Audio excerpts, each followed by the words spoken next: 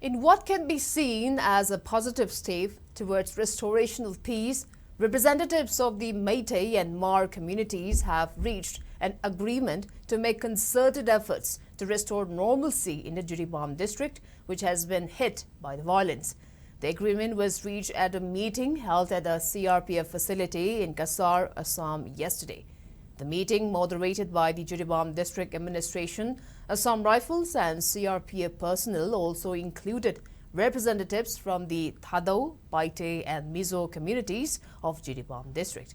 The joint statement issued after the meeting confirmed that both sides have committed to making full efforts to bring normalcy and prevent incidents of arson and firing.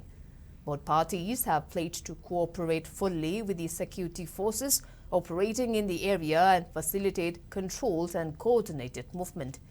The statement further maintained that another meeting will be held after August 15.